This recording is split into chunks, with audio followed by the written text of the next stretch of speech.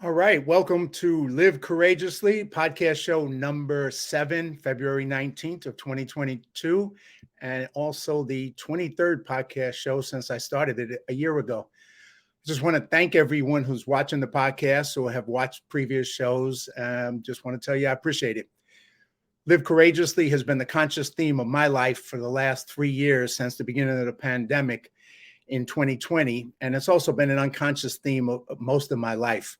If you haven't seen the previous 22 podcasts with some of my amazing friends sharing their powerful stories of overcoming all odds and going on to live powerful lives, you can watch them on my John Duffy Live Courageously YouTube channel. And I have another 40 plus friends planned to be my guest on future shows. So keep on coming back. Fear is just a reaction, but courage is a choice. And I suggest that you consciously choose courage and faith over fear and courage every time you experience fear to get through life and to deal with whatever life may throw at you in the future. I like to share an article that I read that defines 6 types of courage. And those 6 types of courage are physical courage, which is to keep going with resilience, social courage, to be yourself unapologetically, moral courage, doing the right thing, even when it's uncomfortable or unpopular, emotional courage, feeling all your emotions, positive and negative, without guilt or attachment, intellectual courage, to learn, unlearn, and relearn with an open and flexible mind, and spiritual courage, living with purpose and meaning. It will serve us all well to adopt courage in all those areas of our lives. So today, let me introduce you to a friend, my guest, ERIC CHRISTENSEN, who brings a unique perspective with his films dealing with trauma, recovery, and hope. ERIC is an acclaimed documentarian who has built his life work around socially responsible filmmaking that educates, inspires, and most importantly, heals. Christiansen, a 7-time Southwestern Regional Emmy Award recipient, his films explore the impact of trauma, how we respond to grief, the resilience of the human spirit, and a powerful platform for hope can help trauma survivors begin the vigilant journey of healing. A trauma survivor himself, Christiansen worked through the loss of his home and possessions in the Painted Cave fire in California by creating his first film, Faces in the Fire, 25 years ago. All of his films, Unmasking Hope, Faces in the Fire, Homecoming, A Vietnam Vet's Journey, and Searching for Home, Coming Back from War, have been transformative in the recovery process for thousands of peoples whose lives have been compromised mentally, spiritually, and physically by trauma. Leveraged as educational tools by top mental health institutions, Christiansen's films migrate from the entertainment arena into environments that help additional audiences navigate the profound collateral damage trauma creates, not only on the individual, but the family and the community as well. The New York Times called his previous film, Searching for Home, Coming Back from War, strikingly photographed and sure to give comfort and support to countless veterans and their families. By spotlighting these survivors and their journey, Christiansen has been able to help unify a variety of audiences around the power of hope and educate the general population about the complexities of trauma.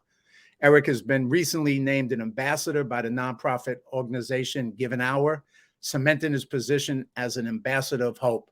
Christiansen's latest feature documentary, Unmasking Hope, can be seen airing on public television and on PBS streaming. He's also produced content in the past for major networks, including Discovery, TLC, PBS, MTV, and IMAX Films. So with all that said, I'd love to welcome ERIC to Live Courageously. Hey, Welcome. John. Welcome, man. It's great to be here. Thank you. Thank you so much for taking the time and joining me on this. And, I start out usually every show with 2 things, and then I want to get into your journey because it's been a long and very productive journey, clearly.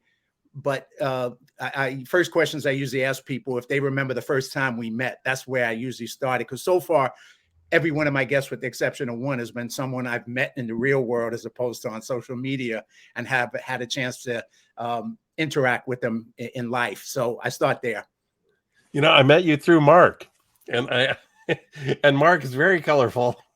And I think that was the first time I met Mark too. And you came over. I was just finishing up Searching for Home, coming back from war, and you came over to the edit suite, and it was awesome. I mean, it was great to meet you guys. And then, ever since then, we've been kind of connected. You came to the other premiere on Searching for Home, but yeah, I remember that day. I remember pretty clearly where you're sitting and everything, because Mark leaves an indelible mark, and then Mark two powerful personalities. That's good. He does. Marcus Bovey, who I met at the GI Film Festival in Washington, D.C., and that's when we made our first introduction and got to know each other and became dear friends. And then, he mentioned that your film, because he was doing a thing called Vetflix, and he wanted me to meet you because he thought your film was an excellent documentary that you had made. And so he brought us, and we got over and met you in your office, and we had a great time. And, I got a little bit of an insight into your mindset as to what you were promoting in the film of hope and resilience and recovery. So it was a great meeting, and it was a great chance to connect with you. And then watching your film, it was excellent. So let me ask you, before I go back a little bit and step back to your personal journey, what is, if you do have an opinion, what does live courageously that mean to you? What does that mean? How do you resonate with that? That's a great question. We could talk the whole show about that. I love the 6 different definitions of it, because it seeps into all the different parts of our life. But for me, when I just hear those 2 words, live courageously, I think it's moving ahead and not being stuck with anything from the past for me. And it's just letting that go, living in the moment, and going forwards. And not, it's just, it reminds me of a saying that an old timer once told me. It's like, you have 1 step in tomorrow, and you have 1 step in the past, and you're tinkling on today. So it's about living in, it's not living in it's living for now and moving forwards without being tied down by that past, no matter what's happened. It's like what Rocky says. It doesn't matter how hard you hit, it's how you get up. And it's just moving forwards. And it's just, that's what I hear. That's the first thing that really hits me. It doesn't matter what the past is. It could change tomorrow. Well, obviously that is so true of you, because not living in the past, your journey, or at least a piece of your journey, started out with an experience you had, which was traumatic, which happened to you with the burning down in your house and the fires you experienced in California.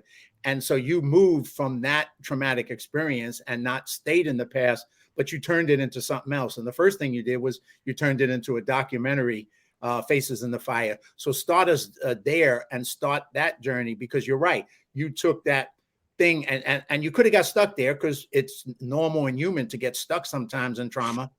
But you use that, you step forward. Tell us how you did that, why you did that, why you chose to step out into that experience and turn it into a documentary that led you on to the journey you're on today.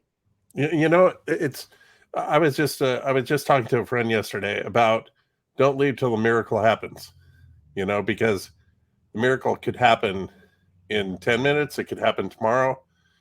All this stuff pushing forwards, and how that relates to me going through that fire in the Painted Cave fire disaster in Santa Barbara in 1990. It took, I lost my home and all my possessions in that fire. And even before the fire, I wasn't drinking socially. I had a very abnormal relationship with alcohol and drugs. And but that kind of brought me to my knees. But it took me 7 months to kind of figure out that it was God's calling card to wipe the slate clean for me. And, I remember midway through, I'm like, I'm kind of screwed. 3.5 months after, it's like, what am I going to do? How do I put everything back together? And, but, I stuck in there, and it's a God thing, and 7 months later, the woman that's my wife now gave me this card, said, here's this guy, Don R. And he knows if you're sick and tired of doing what you're doing, you know, he could probably help you. And I went to go see this guy, and he had a little outpatient thing, but more importantly, I got into a fellowship of other men that have problems similar to myself. And then during this whole thing, of course, I'm starting to put together my first independent documentary naively. And so, but yeah, that's really, that's how that whole thing happened. I mean, he You wiped know, the slate clean. well, that's just so powerful. That's just that saying that you were told, don't leave until the miracle happens. Wow. I mean, I just think that that's just a powerful thing to kind of think about and dwell on, because, sometimes the worst experience of our life can be the best experience if it transforms our life, if we let the miracle happen. That I've never heard that before, that saying. And I just think that's such a powerful saying. And then in your case, you obviously the miracle did happen, not just the mirror, and not even a miracle you were necessarily expecting. That horrible experience gave you the opportunity to change your life and transform your life. But you then you get into naively, like you say, into doing a documentary. And yes, I agree, naively, because because making a documentary, as we'll go further as we go on, is probably one of the hardest things to do, because it's not easy for people who've never done it. The time consuming, the journey that you go on, it's Oh, hard. yeah. It's a hard journey. It's not something for the weak. Let's put it that way.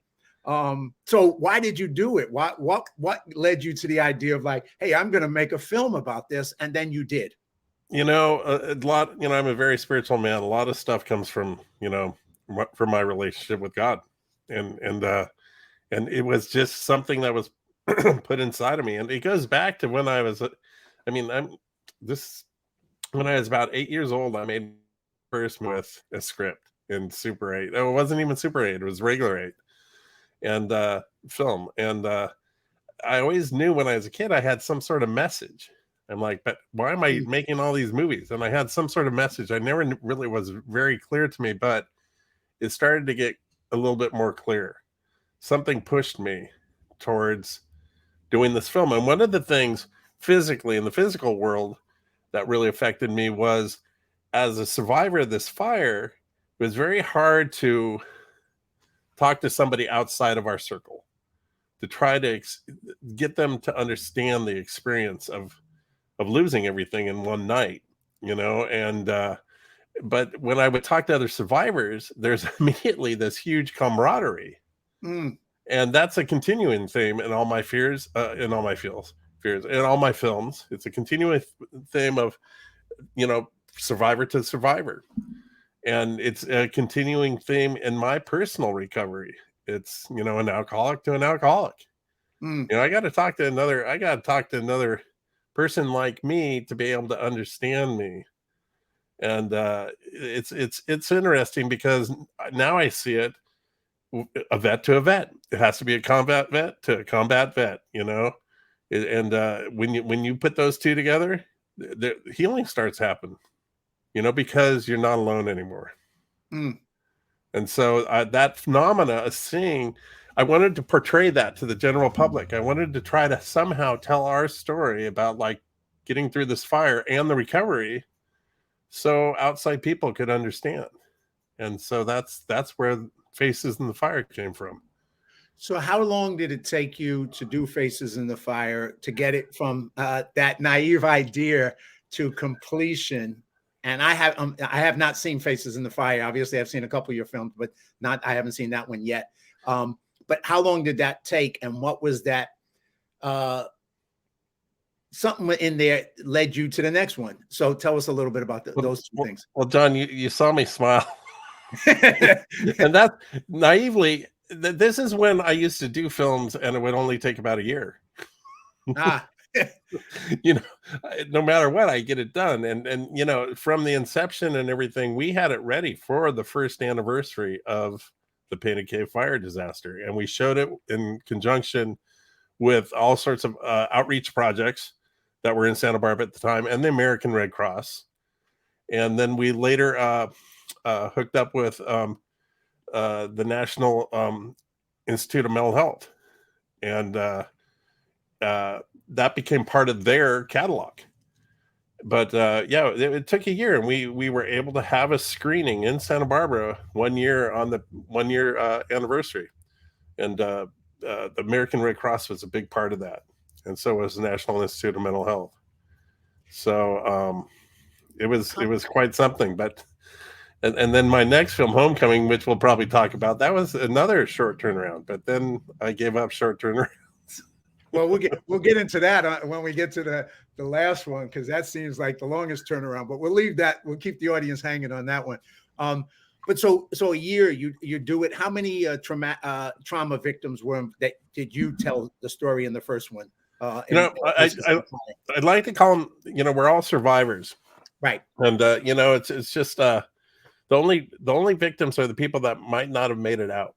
And love that correction. And so, I didn't mean to correct you. No, but I take it as a positive. Yeah. Because language is important, and that as a storyteller. So how you define yourself is important as to who you are, your identity. So no, I love it. I love. But it's interesting because we had about a dozen different survivors, and of course the firemen, different firemen, and different caseworkers from the American Red Cross. So we had over about a dozen different interviews. And I don't want to date myself, but this is before nonlinear editing. And I think you remember back in the day making logs and logging footage, and then having time codes everywhere. And I don't know how I did it. I just remember every night, after work, going through all my logs and watching time coded window burn VHS tapes and logging all that footage, and then making connections between all the different interviews and going into a linear 1-inch edit bay and start to put that thing together. So, well, it's pretty funny. I have to it just kind of comes to my mind, because here you were doing with that old fashioned, we all say old fashioned editing now, that back then, and you did it in a year. And now with all the great technology we have, it takes us so much longer. So, it's kind of funny in a way, and not funny, but it's. Oh no, I get the complete irony. Yes, indeed. But, after the interesting thing about that, and this is more of an artistic, more of a mechanical thing, is when you commit to something and you commit to an edit, in a linear system, or when go even back further, when you're working on a photo cam or a stand-up moviola, and you commit to an edit and you actually physically cut that 16 millimeter film or that 35 and you butt it together, you're pretty committed to it, unless you want to do a lot of work to undo it. And right. So you can't play around as much. You kind of got to make some decisive decisions. Yeah, and stick with them and live with them, right? Whether you totally. Yeah, later you might wish you didn't make that decision, but it is what it is, and you did, right? And then you live with it, and it's the best you can accomplish at the time. So you finish this first one, Faces in the Fire. You create that camaraderie with this group of survivors, and then you transform your life by going into finding the connection that was given to you, and finding another group that'll support you on your rehab. So now you're at that place in life with those two things. What made you start to do the second film about Vietnam veterans? Why that topic? And where did you go from the first one to that one, and how did you get there? Oh my gosh, that's a great question, because it's all a fine tapestry. God lays everything out in a certain order, and it just, a friend of mine used to say, we're just the dust mites down here in the carpet, and we don't see the grand design, but if we take the 50,000 foot view, we see the whole tapestry.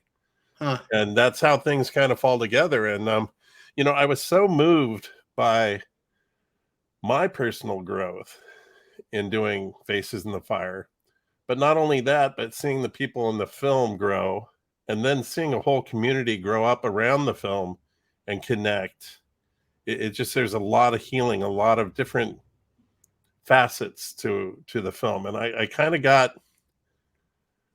I was very moved. It was something I wanted to experience again. But after that film, I was picked up by a producer, and I ended up doing a lot of work for public television that was underwritten by big companies like Staples and AT&T, and I directed a lot of stuff.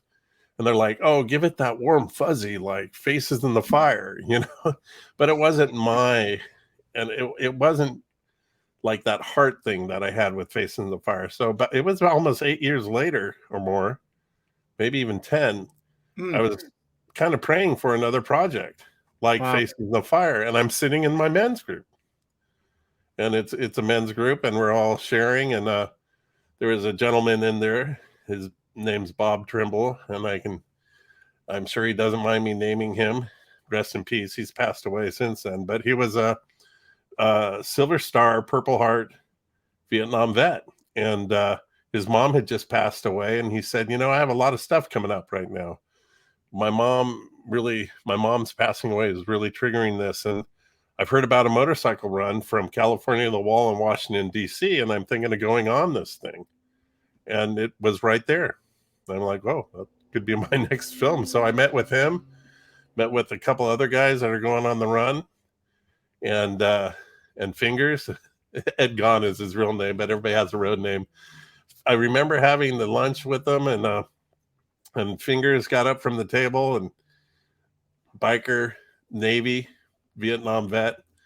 And he got up from the table and goes, "A lot of people talk about going on this run. Very few do." And he walked away. And I'm like, "Oh, he dropped the gauntlet on that man." Wow. I go, and in about a week and a half later, maybe 2 weeks, I was leaving on that run, and I put together enough money to go on this run. Told my wife, who just had our baby boy, our second baby boy, I said, "Hey, I'm going to go across the United States with a bunch of Vietnam veterans on motorcycles." And Wow. we took a four-wheeler. I mean, we're in and then we made Homecoming, a Vietnam vet's journey going across the United States on a run called Run for the Wall. And it was about 400 people then, Vietnam vets and their supporters. 400 people went on the run. Yeah. Wow. Now it's thousands. At Wow. least before COVID it was. I don't know what it looks like now. And that's the one that goes every year down into Washington, D.C., correct? Yeah, then they meet up. And I don't know if it happens anymore. I don't know if Rolling Thunder happens anymore, but they would meet up with all the other groups coming up into Washington, D.C., then ride in Rolling Thunder on Memorial Day. Yeah, I was down, and they did postpone it, I think, for a year during COVID. But I was down in D.C. I believe it was for the GI Film Festival, and I went out there and watched the Rolling Thunder as it went by. And I have to tell you, it was Amazing. it just blew my mind on every level. I just stood there. I would have sat there or stood there 2 days if I could. It was just so empowering to watch the variety of people coming by with that sense of purpose and mission and passion. And it was wow. I mean, it was one of those magic moments in my life that I got to see. Really. Yeah, so Run for the Wall is a run of Vietnam vets from California that meet everybody. Then they end up going on Rolling Thunder, but they get there a little bit early, so they have time at the Vietnam Veterans Memorial at the Wall. Well, I And, have I got a buddy on who we did a film, The Flag. Matter of fact, he's watching right now, Dave Alsbach, who was a Vietnam veteran. And we went down there and walked past the wall, and I shot some footage with him. And we did two short movies, The Flag, that were based on his experiences as Vietnam veteran. So, he just shouted out to you that just great respect for you and your work. So just wanted to share that with you.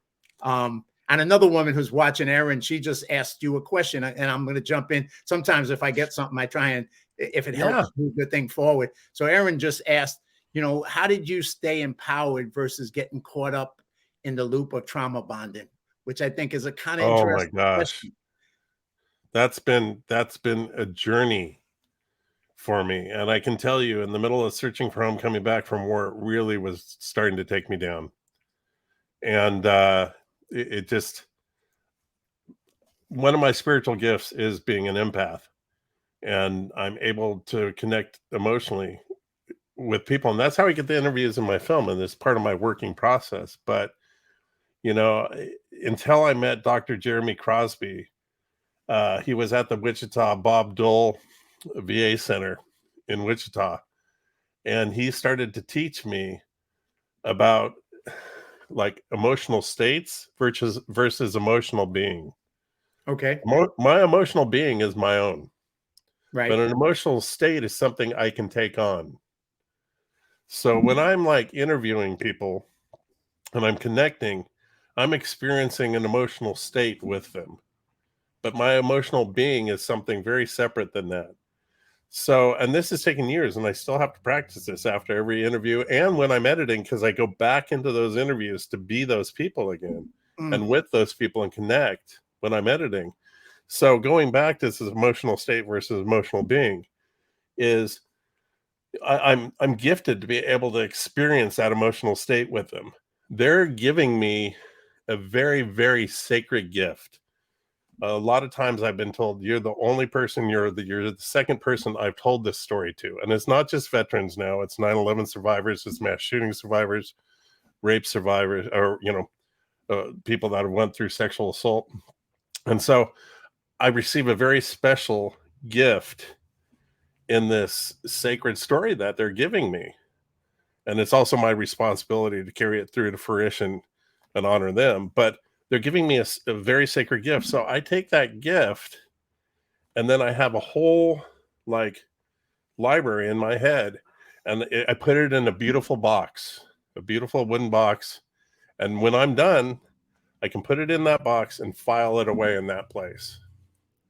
And I thank God that I'm somebody that somebody can trust enough to give me this sacred gift. And then I can move forwards.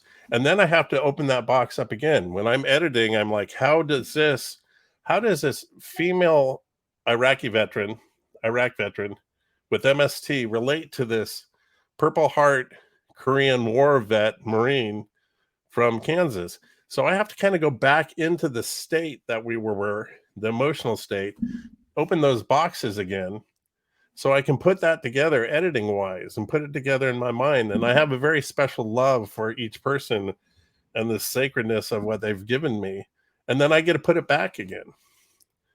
Before I had that analogy, and it seems it's a very powerful analogy and it works. And the more I practice it, before I had that analogy, you can ask my wife. It's somewhere during the middle of searching for home, I was not doing well because I couldn't put the boxes back. I didn't see it. I saw it almost as a burden that somebody would give me this story instead of a gift. And so when I get a gift now, and now it's an honor. And so that's how I do it. And I thank Dr. Jeremy Crosby out of Wichita, Kansas, for starting me on that journey. And it saved me, and it made me able to continue to do my work. Well, I think you just shared some really powerful material with all of us, you know, and also some powerful idea of understanding, because obviously building that rapport with them that they can trust you enough, not just intellectually, but emotionally with their sacred story to share that with you, it is a gift, because it isn't something that they'll do with everybody, nor should they, because if they can't trust it, then it's not safe. It's not safe to share it with somebody. They have to have that sense of, especially that they can trust this person deeply before you do it. So, and then for you, and that gets back to Aaron's question, not letting that become a place that you get stuck in, but that you can step away. And the way you describe that with a box and have an emotional place that's yours as opposed to each story, I think is just a powerful thing for. I remember years ago, Eric, when I first moved to LA in the 90s, I had just went through a pretty traumatic experience with a former girlfriend of mine. I was with her when she died of AIDS. And I came to California 2 weeks after she passed. And I ended up, once again, you can call it God had a bigger plan or God wink. But I ran into this opportunity to perform a one-man piece. And I wrote a piece called Goodbye, My Friend, about our relationship and her passing. And I performed it in a play on Hollywood, Sunset Boulevard, Wow. Santa Monica Boulevard. And, you know, for the first couple of weeks, it was destroying me because I was going back and reliving this pain and trauma, which I had to do to be able to touch the audience with it. But I didn't want to stay there because that was going to take me down if I was going to stay in that emotional state. And I had to find a way out to walk away from it after the play was over and not let it take me into depression or take me into the places I didn't want to go. And luckily I was able to do that. I had some tools as well, but it wasn't easy, like you said. And at times it was very, very painful. So I can relate to you. It's hard. It's one of those hard things to do. But thanks for sharing with that. But I mean, wow, what a journey, man. What a journey you went on with that and with these Vietnam vets. And then, so you did the second movie, and I think the trailer you sent me is of the third one. Is that correct? Welcome Home. The trailer I think it's for Searching for Home, Coming Back from War. Yes. So that's the third one you made. Yes. Right. So now you did the Vietnam veteran. You did the Ride to the Wall with them. And you went out on faith. You obviously, like you told your wife, you took this journey and went out on faith to go do it. Obviously, and that's a lesson I think that I get from listening to you, for people that sometimes, it's having that faith to go on that journey. Like when he challenged you to get up and go, it was just a lot easier to just walk away from it. Right. You could have just said, not me. I can't do this, and have a million reasons that all valid and not do it. But right. And it wouldn't have been wrong that you didn't do it, but you chose to go out on faith and find a way. And then you did. And then you got to create that amazing story with these Vietnam veterans. So that was really my introduction into the brotherhood, of the vets. And that was powerful for me because I was accepted into, especially with the Vietnam vets, they're very leery of the press or any sort of things like that. And, and through that whole process, I earned their, I guess, respect. And it was a very successful film that still has repercussions today. I mean, I love going back on the run and having people say, hey, I saw that movie, and that's why I'm on the run. And they've been on the run for a long time. So yeah, it's pretty cool. Very cool. Well, I'm going to play, but let me play that. Give us a little break. I'm going to play the trailer for the third one, and then we'll talk about it after the audience gets a chance to watch it. So awesome. Let's go with that. I'm not going to shoot at a paper target. This is to kill one of their guys before they get the chance to kill one of mine. Cheers. I consider myself to be a murderer. It's either kill or be killed. It's that basic. You never get over it, and you just kind of live with it inside. Get up every day and get on IraqiCasualties.com and see if my son was killed while I was sleeping. As soon as I saw that bright white flash, I thought that I was dead. I didn't let it bother me because I just shut down. When you come back home, and society says, we wanted you to go do this and you have to be like that, but now you're back. You got to be this way now. Home is not home anymore. I had training with what to do in combat. I was not prepared for the reception that I got when I came home. I was by myself. They don't teach you how to hurt people, they teach you how to kill people. It can definitely cause a lot of issues.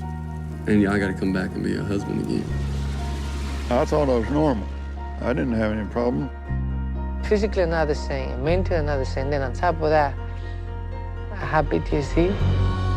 So I'm not crazy. The way I am now is normal for what we experience.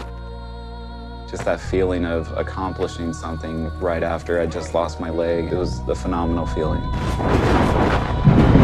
If I can make one veteran breathe easier because of the knowledge that I have, then according to Emerson, I have succeeded.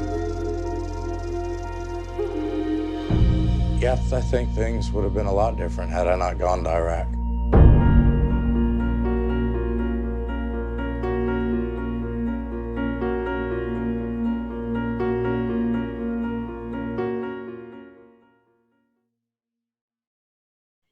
All right.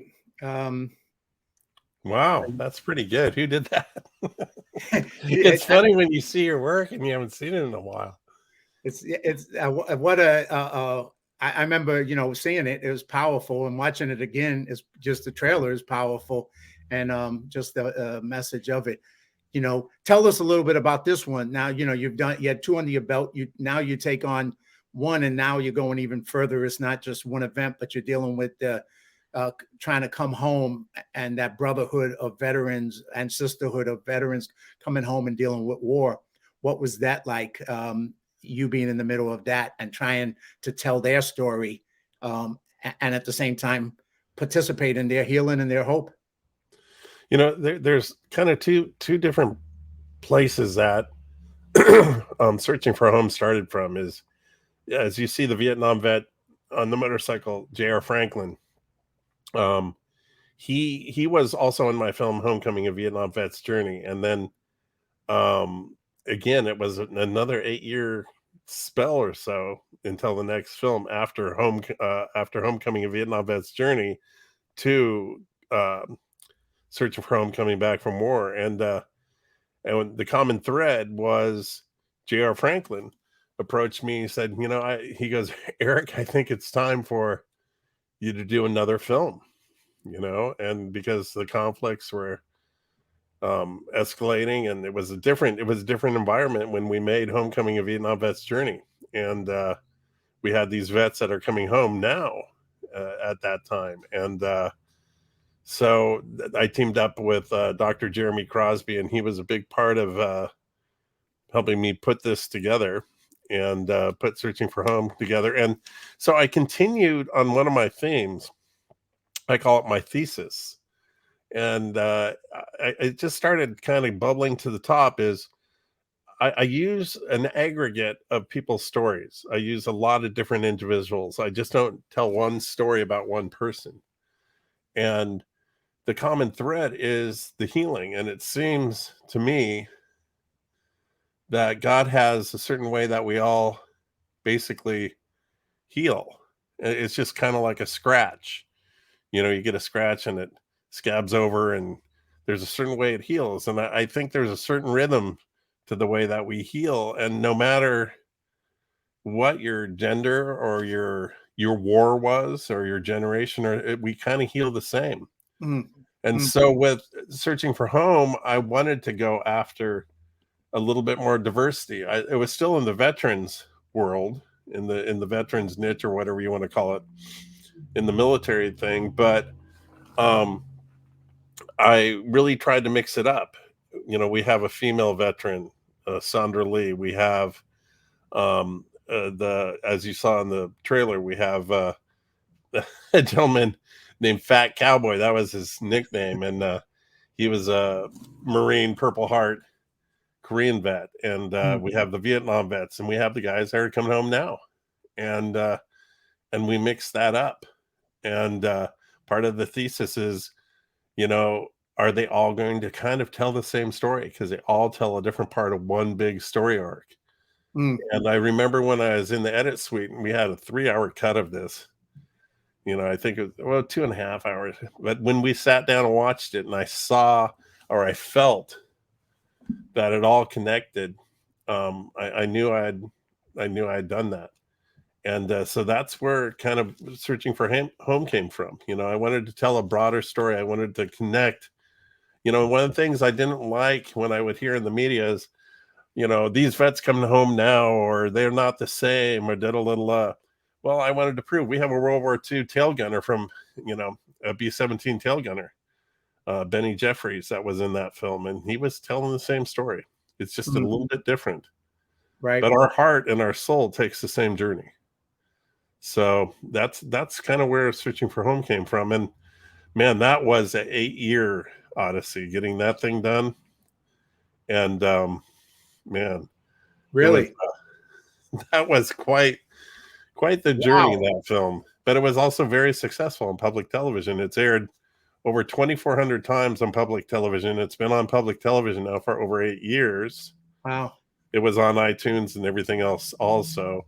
But just last year, I just happened to look it up. It played 217 times already just last year. It's something that plays every Memorial Day and every Veterans Day, and I take a lot of pride in that because a lot of veterans are able to see some hope, when they see that, and but it also validated the veterans that were in the film, from Benny Jeffries to Fat Cowboy to J.R. Franklin. So, as Ralph Waldo Emerson said, if we just help one soul, our life made a difference with one soul, then we've been successful. And that's something I really look at. So, yeah, I couldn't agree more. It's kind of why I started this Live Courageously podcast, because it's the same, exactly. I didn't know the Emerson quote, but, if you can touch one person and change one person's life and help them, then you've been a success. And, you don't have to have these grandiose plans or decisions or any of that stuff. If you, focus on one person and you're there for them and you help them, then you've accomplished something and you can be proud about it, and your life's successful. So, yeah, I agree with you. My buddy, the Vietnam veteran Dave Alsbach, just wanted to say to you that it was very hard to watch that. He said the healing was hard. It never really ends. So, from his experience in Vietnam too, that process is a tough process, and you covered it so strong and so well. And that message, I guess, for me, what I resonate so in all your work is getting out there and showing people hope, showing them that message, and through their own lives, we get to see it. We don't get to hear it intellectually or just preachy, but we get to see it, that, there is healing and there is hope. No matter go through. And I just commend you for doing that and making those kind of projects to be able to touch people's lives. And one thing I really want to say, and to your friend also, is, yeah, it doesn't stop. It never ends. And that's, as a challenge as a filmmaker, was, for example, with Searching for Home, Coming Back from War, a gentleman, Kenny, he's an Iraq veteran. He came home and things were a mess, and he didn't know what to do. He went to the VA. Things didn't work out until he got a service dog, and then he started an organization called Battle Buddy that gets service dogs to other veterans, and his healing really took off. Wow! But here's the fine line as a filmmaker is, I just don't want to see Kenny walk off into the sunset and everything's okay, because it's not. And I don't want people to walk away from the film and say, well, if that vet just got a dog, he'd be okay. I don't want that. I want a sober happy ending. It's meaning a real ending. They're on a path. That's why I just want to show they're on a path. They have hope. But the war still goes on, but it gets better. Right. Kenny and his dogs and battle buddies, he's still doing the thing, and he's doing great. But I can't, everything isn't perfect.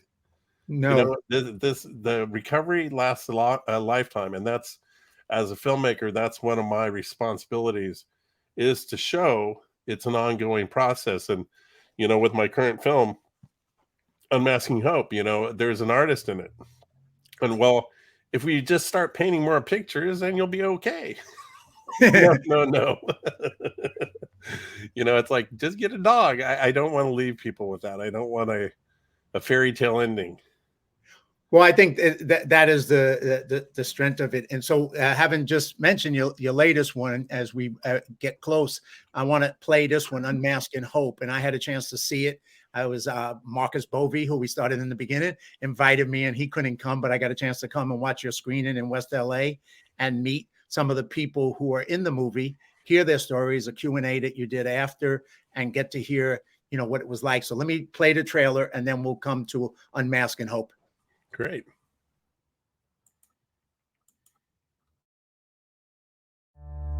Loss and grief are intensely painful. And yet they are also, in a way, sort of harbingers of human hope and resilience. I was running between the two towers instinctively and wildly and lost my shoes. The teacher, the tutor became what I call the mask maker. Those are bullets. We need to get out. I was assaulted by a fellow soldier. When Tower 2 came down, they both perished. Somebody just sat in a window and actively tried to pick off 22,000 people. Things just turned inside out, like it sucked something out of me. When people experience a trauma, they still have to function in the world. So what people often do is they put on a mask.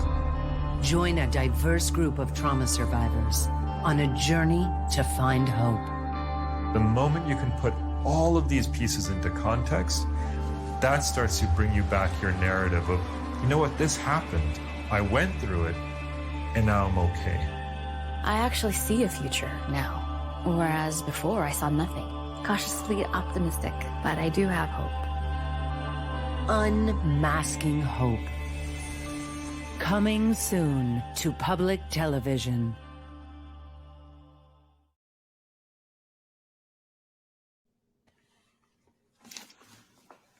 All right. And now this is your latest, and obviously a little bit of different in the sense that you deal with people from different forms of trauma all over the place, from 9/11 to military rape to survivors of mass shootings, et cetera. And you just tell a wide range, you bring a wide range of group of people together to share their different versions of trauma that they experienced and their process of healing and hope. So it's a very timely, and once again, in a time where too many people are experiencing events like that. I just think it's a very powerful message. So tell us a little bit why this one. So you went from two veteran stories, and then you, once again, after 8 years of spending another one, I'm like, man, you're a glutton for punishment, Eric. You definitely, your commitment, it's your passion, and it's your desire to really be a storyteller on this issue that obviously propels you forward, which is amazing. So why step into the fire again, so to speak, and get to do another documentary like this one that's so powerful? It's interesting. I thought this would be another, I was hoping for a little year-long ditty. It's like, okay, this will be great. This one was 4 years. But it's putting the money together, and it's just finding the right stories, and it just but why that it's a logical progression of my work, and from an artistic point of view, and my thesis, it's a continuing of my thesis as we all heal in similar patterns in similar way, and this is the ultimate, is just to mix up the traumas, And it's funny, when it was first mentioned to me, it's like, oh, maybe you should do some 9/11 in it. I'm like, well, that's a huge issue. I don't know if I can. And my friend's like, dude, you've already done Vietnam. It's like, come on. So it's like, oh, okay. So, 9/11, the mass shootings, sexual assault, and we have our veteran in there again. Right. And, it was just the logical extension to really mix it up and see if that worked. And again, we have multiple people telling pretty much the same story. And, from the feedback I've been getting, it is now airing on PBS, on public television, and it's on PBS streaming. And, but from the feedback I've been getting, that message is coming across. People understand it's this one story that no matter what has happened to you, they're telling kind of the same story. And so then it leaves a big doorway then for the viewer to be able to step into that. Oh, wow, these are so different, but I had a similar experience, even though it's very different, but these people have found hope and healing also. And so I hope it becomes aspiring and inspiring for the individuals. But that's, I just took it a little bit step further. And then I took, my filmmaking techniques and stuff even further with this one also. Well, I think, I watched it at the theater, and it was so powerful, because too, it was the variety of each person's story, but the common humanity just kind of hit me so hard because, just because you're not this, you may have experienced that. Just because you weren't in 9/11, but maybe you experienced something else. And you realize the common humanity of what happens when people go through trauma. And that's what you do so well in the film. And then after, the Q&A with the people who were participants who told their stories and answered questions. And I guess that's one question I have with all of the films. It seemed like it to me, listening to them and observing it, but it seemed like the process of them being part of it was also contributed to some of the healing in their lives as well, because they were able to tell the story, they were able to bond, they were able to. So tell us a little bit about that. What do you think it did, or how does it help the actual participants of the people you covered in all these different documentaries? Oh my gosh, that's such a great question, and it's how I get paid. it's my soul food, and that I get. Documentaries is not necessarily a money-making venture, people, but no, it's not. but I get paid in God's economy, because I get to see these people. I mean, their learning curve, not the learning, but their healing curve go through the roof. Because here's what happens. I approach somebody and it's like, or they approach me, it's like, it's interesting how I find people for these films. God kind of leads them to it. They lead me to the right people. And, but first I kind of talk them into doing the film. One of the things is other people are going to hear you, and they're going to be able, your experience will validate other people, and and ultimately it's going to validate them. So by the sheer fact of just sitting in front of the camera and telling their story and having somebody interested, and I tell my whole crew, and there's people that aren't cut out for my crew because they just can't fit in. But I tell my whole crew, transparency and being connected to the subjects is number one, above like making this movie, and their comfort and their ability to be able to tell their story and for us to be transparent and connect is number one. But them sitting down and being able to be in this space that we create and tell their story, number one, that's the first validation they get. Somebody's interested enough to hear my story, and they're able to leave it go, a little bit of it go by that process.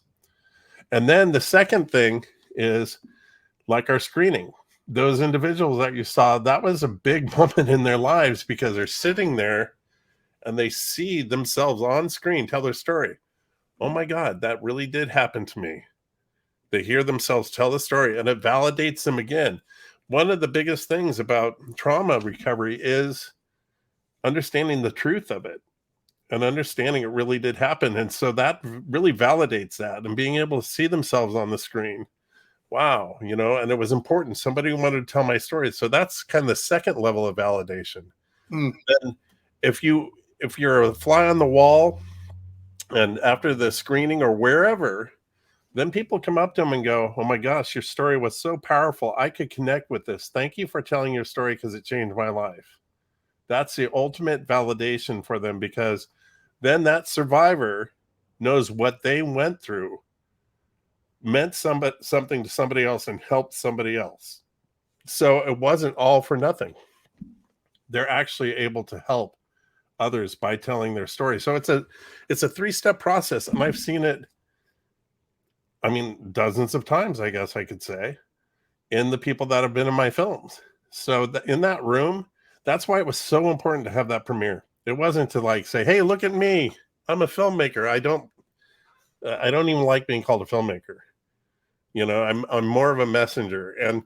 But the idea of that premiere was to give them that platform to be able to see themselves on screen, then have those people in that audience validate their experience and empathize and say, wow, thank you for telling your story. It really affected me. And now I have a little bit of hope I didn't have before. And so then that individual, I think of Heidi from the mass shootings, the people in her own family, and I've had people, my own family now understands what I went through, and it validates. So that's a huge part of making these films for me. Well, that night was super powerful. I was so lucky, honored, blessed to have been there and attended it, and to watch your work, but also then to talk to the people and to, get a moment to connect with them and just, let them know how it impacted me, because it was, powerful. I mean, I had a friend who was a leader in Team Red, White, and Blue, Daniel, who he was one of the people killed at the Border Grill, and we actually played basketball. He put together a Team Red, White, and Blue basketball game, and I played with him in the Valley. And then he ended up being at the Border Grill that night that mass murder happened.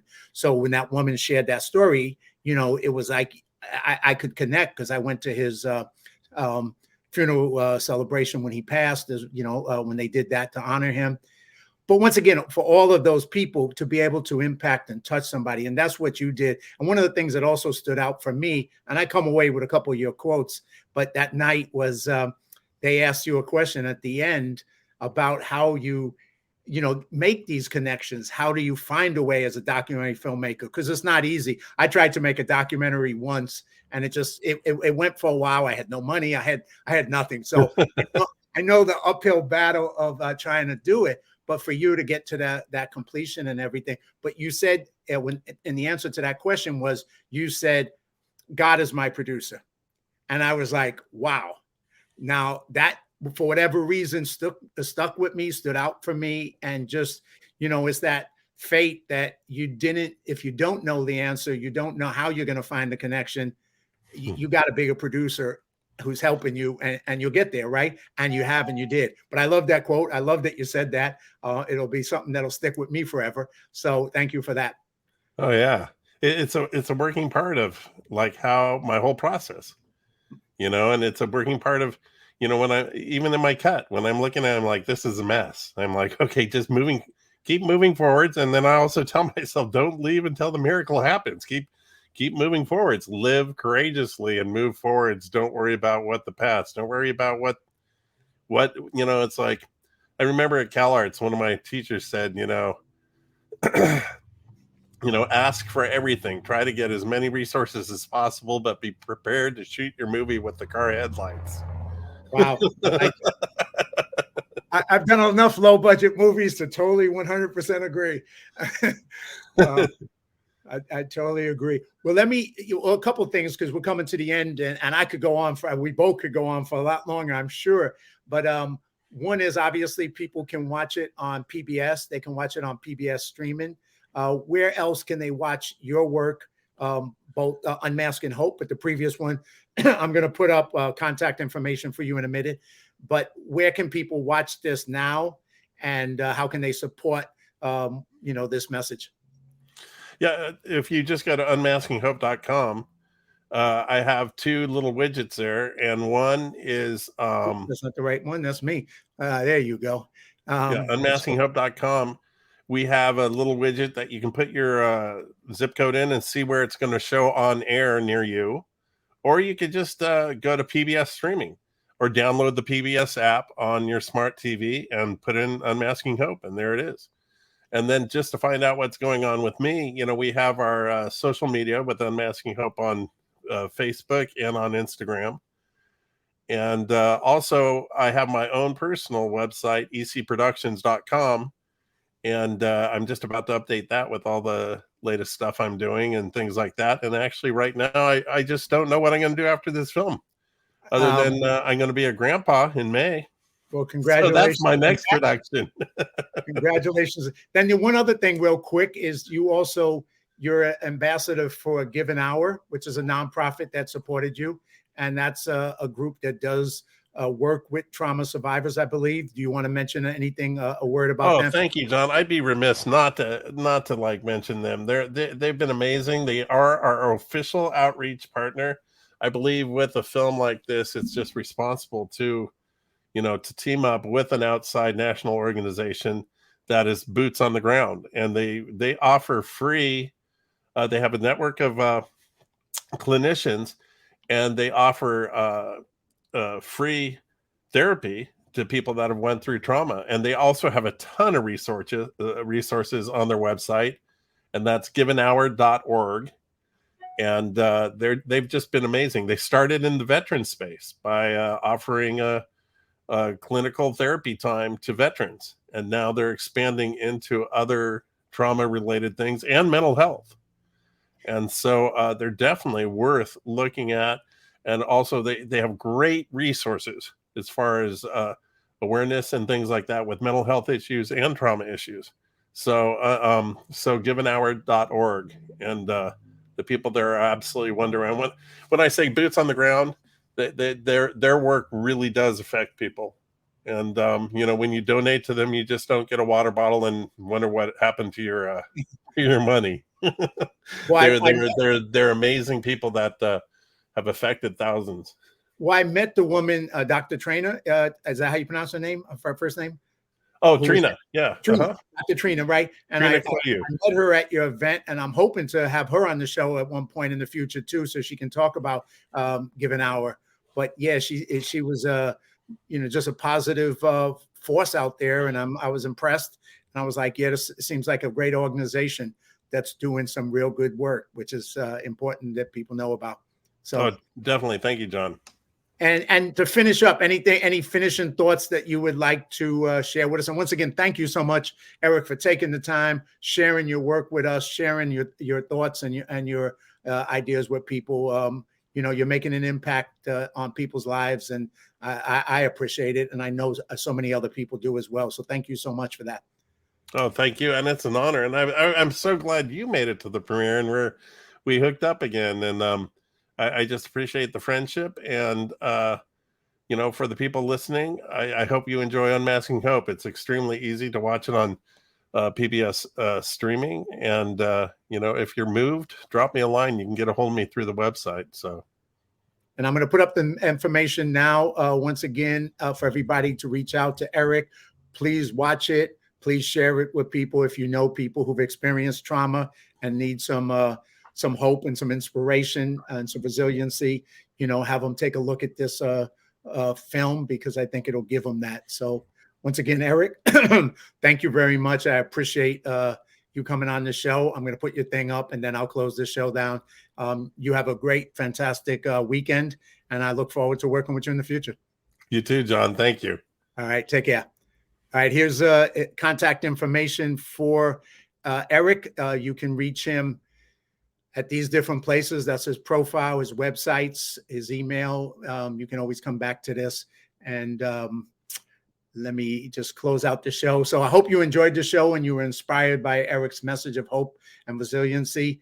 I'd love to get feedback from you on what you enjoyed while watching it, and any suggestions that you may have on how I can improve the show in the future and grow the audience for it. So join us every Sunday at 2 p.m. Pacific Standard Time, and live courageously.